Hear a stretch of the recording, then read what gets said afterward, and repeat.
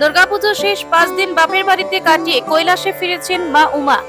মায়ের বিদায়ের সঙ্গে বাংলা জুড়ে শুরু হয়েছে বিজয়ের শুভেচ্ছা বিনিময়ের পালা। বিজয়ের শুভেচ্ছা জানাতে প্রতি বছরের মতো এই বছরও মুখ্যমন্ত্রী মমতা বন্দ্যোপাধ্যায়ের কালীঘাটের বাড়িতে উপস্থিত হলেন দলের নেতা মন্ত্রীরা। সরাসরি সেই চিত্র আমরা তুলে ধরেছি আমার বাংলা নিউজে।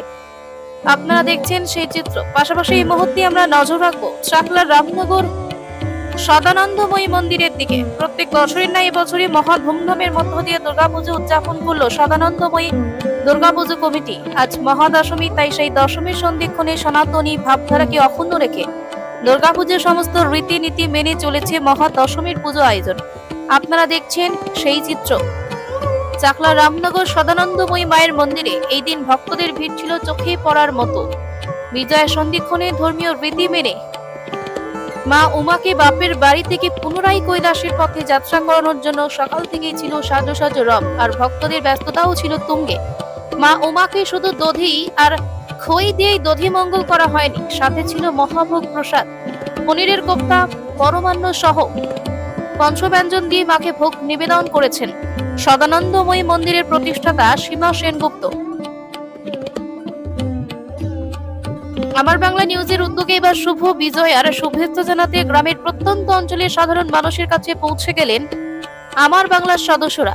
শুভ বিজয়ের শুভেচ্ছা জানাতে কখনো বিলের জলে কর্মরত মায়েদের হাতে মিষ্টির প্যাকেট তুলে দিতে বিলের জলেও নামতে দেখা যায় আমার বাংলার সদস্যদের।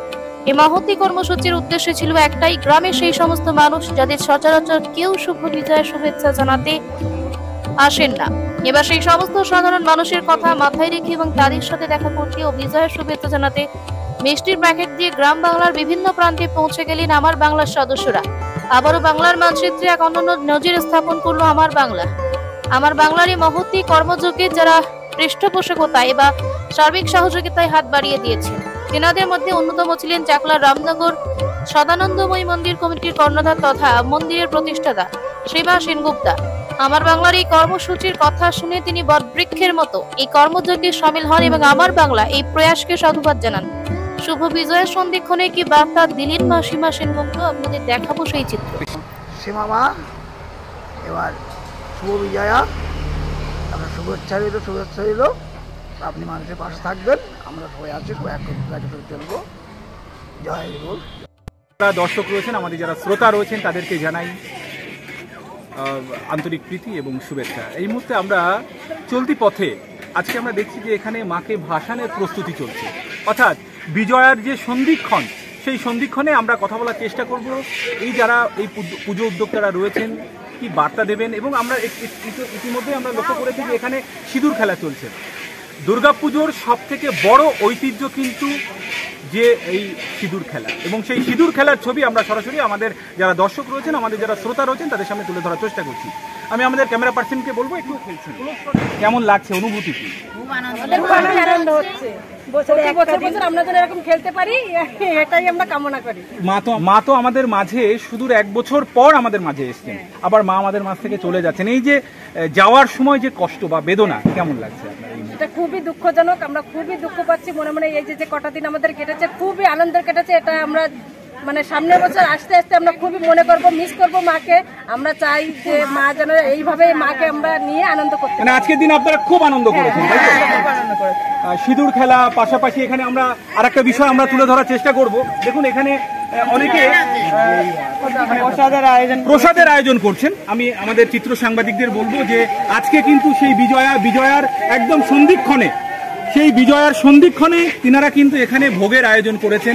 পাশাপাশি দেখুন, আমি আবারও বলবো যে ওই দিকটা যেন একটু দেখানো হয় যেখানে মানে ভোগ রান্না চলছে এখনো পর্যন্ত। ক্যামেরা পার্সনকে বলবো ভিতরে নিয়ে যেন একটু সেই ভিডিওগুলো যেন তুলে ধরেন।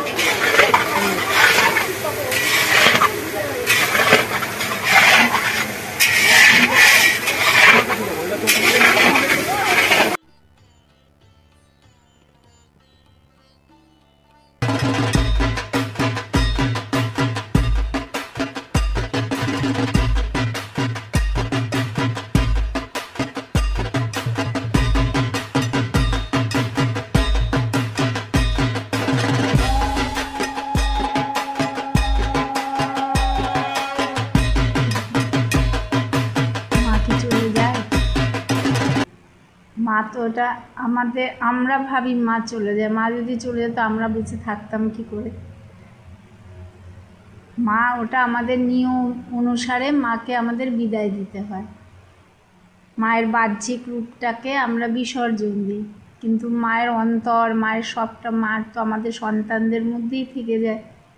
সাময়িক কষ্ট হয়, কিন্তু পরক্ষণেই আবার মাই সেই কষ্ট লাঘব করে দেয়।